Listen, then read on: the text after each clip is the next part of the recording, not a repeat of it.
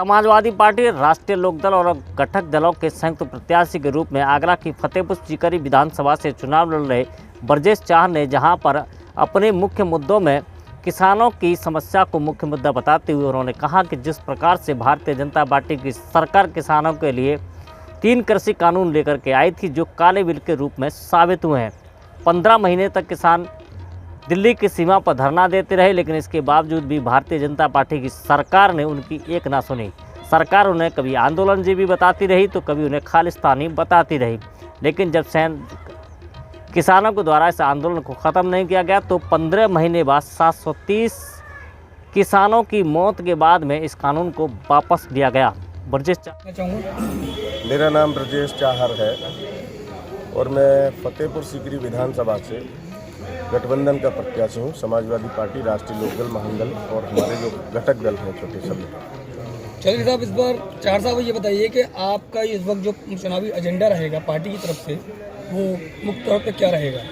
देखिए, मुख्य बात है किसानों की लड़ाई, किसानों का संघर्ष। किसान हमारी मुख्य धारा का वोटर है और किसान जो है आज इस भारतीय जनता पार्टी की सरकार में त्रस्त है, परेशान है।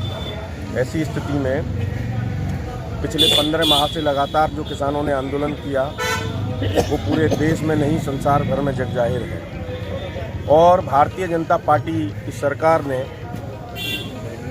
उस कानून को वापस क्यों लिया ये भी जग जाहिर है। केवल और केवल वोटों की खातिर, एक स्वार्थ के खातिर नज़दीक चुनाव आते ही उन्होंने उसको वापस ले लिया।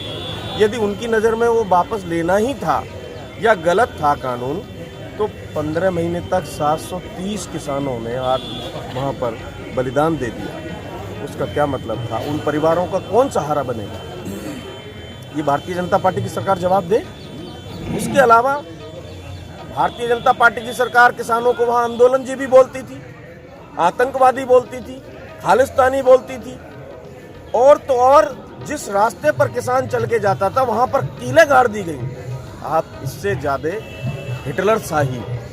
और एक बात देखिए, किसान अन्नदाता है, प्रत्येक नागरिक के पेट को भरने का काम करता है और अन्नदाता के साथ ऐसी बदसलूकी, इससे ज़्यादा झूठी और मक्कार सरकार कोई नहीं हो सकती। और मैं मानता हूँ देश का किसान यदि खुशहाल होगा तो प्रत्येक नागरिक खुशहाल होगा, और किसान खुशहाल नहीं है तो कोई खुशहाल नहीं हो सकता। चाहर साहब, आप समाज सेवा से भी बहुत लंबे टाइम से जुड़े हुए हैं और एक अच्छे समाज सेवी के अपने छवि भी आपकी है, तो जो आप यहाँ की जनता से जो अपने पर्सनल तौर पे जुड़े रहे हैं, उनके हिसाब से मुद्दे आपके दिमाग में इन लोगों के लिए क्या चलेंगे जो मुझे सर्वप्रथम वहाँ पहुँचते इन लोगों के लिए ये काम करने हैं? देखिए, मैं आपको बताऊँ, मूलभूत समस्याएं क्षेत्र में तनाव बहुत है, उनकी बहुत लंबी कतार है, बहुत लंबी लाइन है। लेकिन मुख्य रूप से जो मैंने अब तक ऑब्जर्व किया है और जिसके लिए सन 2001 में मैंने राष्ट्रीय राजमार्ग 11 को जाम किया था और उस